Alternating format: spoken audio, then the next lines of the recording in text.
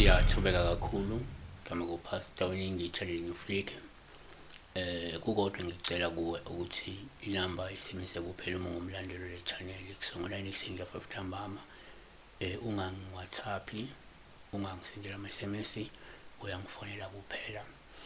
Uma ungifonela uyaye ubingelele, uyichaze igama, cela uchazele lokho osuke ufuna ukusizakala ngako kuphela. Ama-question amaningi awadingeki. The only question ongaba nayo iyalento osuke ufuna ukusizakala ngayo kuphela. Emva ube usuyichazile ukuthi ubani mhlawumbe wakuphi. Mina isimo sokuthi ungibuze ukuthi ngubani isuke singekho ngoba umuntu osuke ufuna usizo soku kuwena. Uma ubuza khona la ku YouTube nakhona ngiyacela abantu abayijwayeze ukubingelela noma ke ukodwa kube ngaba ukucela bona. Usibhekela uNtombi Zodwa Mncwabe 832 sawubona baba. Ngiphupheke umntwana wami umfana oshonike ngoMathi eHlanza kuchazani baba. Nake singakusho. Number 1. Ngokujwayelekile uma ungaphupha umuntu ongasekho kungawuphawu lubi uma eHlanza, kodwa nje usuke lubika ukuthi kungenzeka ikhona inkulumo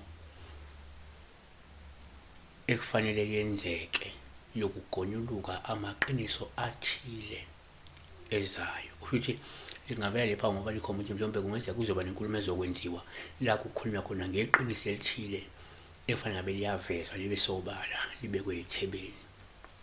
Yabona, ngeke sazi ukuthi ngemuva kokuthenjwe lo mntwana mhlawumbe kwaba nezinkulumo ezasala zangenzeka efuna zenziwe zindluliswe ziphethwe kahle. Yabona, kodwa asibheke kanje. Number 2, kuyenzeka futhi ngesikhathi uphupha umuntu ongasekho kube nje uphawu lobumehlanga ngoba liyasho usuke linexwayisa la ukuthi mhlawumbe kumele nilindele umzuzu wekukhululeka kodwa kufaka emuva kwezingxoxo nezinkulumo esuke zizokwenzeka. Yabona, kodwa ke asibheke ngokwesintu ukuthi number 3, ngokwesintu uma ungaphupha umuntu ongasekho kusengaba uphawu olubi ke empeleni umehlanza oselusho kungenzeka kunenhlambuluko edingekayo okungenzeka inhlambuluko imayelana nokundlula kwakhe lo muntu, noma kukhona izinkulumo ezake zenzeka ngaphambi endlule ezigcina zingazange ziphothulwe kahle. Yabona, noma ke kunezinkulumo ethema kanjalo emhlabeni kwazenziwa efuna bese ziyaphothulwa kahle kuhlanjulukwe la kukhulule indluliswe. Yabona, kodwa ke asivale.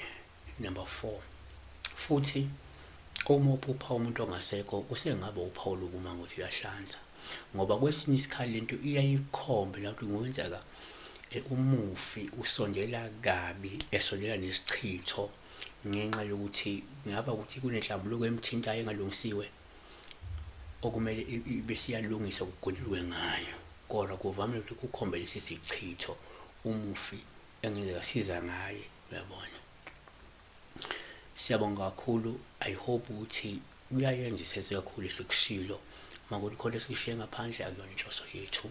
Inhloso yethu ukubeka lonke ulwazi nodaba kufanele sibeke ethebeni njengoba lunjalo akuba ngumsiko.